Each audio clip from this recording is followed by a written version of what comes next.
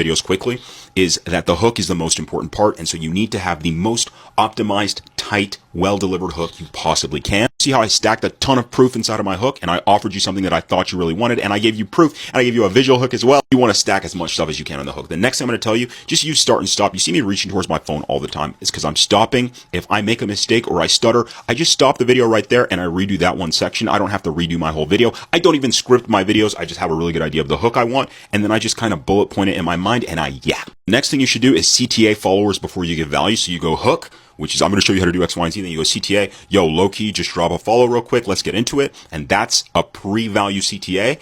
You have to do it really quickly and really well. But if you pull it off correctly, there's going to be more people who see that CTA there than people at the end of the video, because naturally people are going to scroll because your retention rate. And so if people follow you there, which a lot of the time they will, your video will get more reach overall because TikTok will see your video getting followers. Next thing I did, and you're not going to like this, was I made 9 videos in a single day. And I did that on day 1, and I did that on the next day, and I did that on the 3rd day, and I kept doing it until I got a viral video. How was I making 9 videos? Same idea, different execution. Same idea, different hook. In some videos, I'd say, this is why you're stuck in the 200 view jail. In some videos, I would say, this is how to get 10,000 followers in the next 30 days. In some videos, I would say, yo, you're not growing because of this.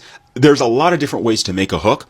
The thing you need to understand here is that when you're making videos, you're not offering people different ideas, different value. You're trying to get them to believe in the ideas you already have. And so if you make 9 videos, you want to have that same idea, but you need to have 9 different ways of getting people to believe, aka 9 different hooks. Because when they believe, they'll like the video, they'll follow you, and they will blow your video up. The other 8 videos that don't blow up is perfectly fine. Nobody's going to see them, and that's why you make more. Obviously, get your lighting correct, right? I've got really good lighting in each of my videos. I try to make it good because video quality depends on lighting. I don't even use the other camera on my phone. This is front camera. I can see myself on the screen. Be careful of viral framing. So shoulders to the edges of the screen, head to the top of the screen. Know what that looks like. Look at this creator in order to figure out what it should look like for you. And yeah, I make this in CapCut, and it's super fast and it's super simple. And after I do one, I just make another one and another one and another one. And I get my 9 videos out in like an hour and a half. So if you want to build a business on TikTok, a personal brand, teaching people how to do something, DM me the word coach and I'll install the same system that took one of my clients from 0 to 7K per month in like 3 months. Exhibit one of these 5 traits when you create content, you are much more likely to quit creating content and give up than you are to keep creating content. What a lot of people don't understand about content creation, being a content creator, is that it's not about the result, it's about the process. Because if you're able to make your process of creation better and better and better, the result will come no matter what platform you're on or no matter who you are. That being said, the first trait to look out for is perfectionism. If you feel like you're a victim of perfectionism and you know deep down that it's hard for you to post content and you don't post content because it has to be perfect and you're not willing to, for lack of a better term, be humble enough to post bad content, it will be hard for you and you might find yourself a lot more likely to quit than somebody who doesn't have perfectionism. One of the best ways to solve this is really just exposure therapy and scar tissue. Get out there and start making content. The next trait that I see in people that indicates to me that they're going to be a quitter is blaming the algorithm. So not looking at their content, but thinking TikTok didn't give me views. The platform's not giving me views. The platform's biased against me. My content is fine, but the platform. If you adopt this mentality, again, you're thinking about the result, not the process. You're thinking about what you can get and not necessarily how you're getting it. This is grade A textbook quitter behavior. Don't do this. Instead, focus entirely on the way you make content, the comparison of your content and the way your content looks to current viral content, and just solve the differences between your content and the viral content and you'll grow, no problem. The next behavior I see in people who will end up ultimately quitting content is assuming that the path of least effort is the correct path. They'll look at a creator and say, that creator's video took them 5 minutes to make, whereas my video is taking me 10 minutes and I don't want to spend 10 minutes. I don't want to spend an hour. I want to spend 5 minutes, or I don't want to post 5 times a day. That creator only posted once. And so when you see a creator doing this, you know deep down they're trying to optimize because they don't think they should have to work hard to create content. But on the other hand, you want to be a maximizer. So solve this.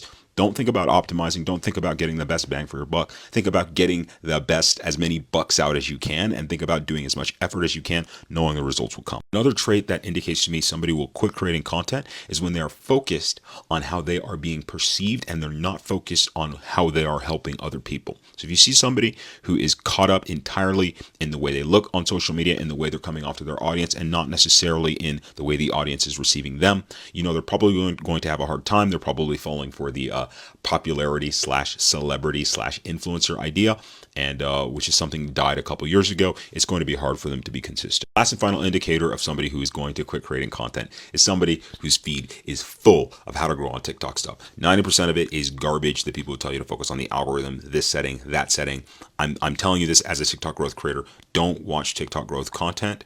Watch YouTube content and use the YouTube content to inform how your TikTok post should go. And if you want help monetizing on social media, I'll help you. I'll build everything for you. I'll help you monetize, build a full-time income on TikTok. Shoot me a DM. If your last 10 videos have gotten under 1,000 views each, here's a couple changes you can make so that you break out of the 1,000 view jail into the 2,000, 5,000, 10,000 view jail. This isn't what your typical content guru is going to tell you, because these tips actually work, and if you use them, you won't need to watch my content anymore. I did this on a brand new account, and I took it from 0 to 15,000 followers in about a week. My very first client, I told him to do this on a social media account, and he got around 14,000 followers in about 24 hours, which was ridiculous. If you haven't met, my name is Levi.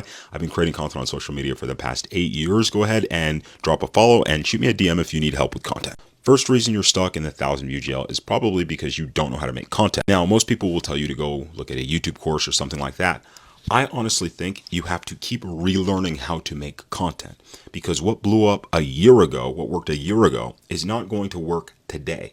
And what's working today is not going to work a month from now. So you have to develop the skill set of seeing what is currently going viral and then adapting your content to fit what is currently going viral. Now, obviously, if you've already gone viral and you got a ton of content out in a format that is doing really well and it's been working for you for years, disregard.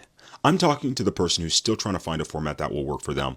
You sticking to one format is not going to help you. Instead, what you want to do is you want to try different formats that you see going viral right now. One could be a talking head format where somebody gives a pain point hook and a desire and then a qualification or whatever. Another one could be a vlog video that somebody makes. But when you're looking at content that is currently going viral, you have to ask yourself, why did this video go viral? Is it a combination of the pacing? Is it the topic? What exactly is it? And then you have to try to replicate as many of those elements from that video, but replace the topic of the video with your topic. Here's an example. We've all seen those posts that go, what's the scariest thing that ever happened to you in your life? Drop it in the comments. I'm not talking like it just scared you mildly. I'm talking a massive scare. Drop it in the comments. So you go to the comments, you start reading. You're like, okay, cool, right? And then there's another video on your page right after that with the same thing. You go into the comments, you read the stories, and you do this for 5 or 6 videos before you're like, okay, I want to not watch any more of these videos. And then there might be another example of a format like that. That is a viral format. That is what you want to look for and say, I wonder how I can substitute my own idea for this, right? So I had a Minecraft account, and I did this with asking people, what's the craziest thing that happened on a Minecraft server? Bam, 500K views on video number 5. But most people don't do this because they think my content has to be special. They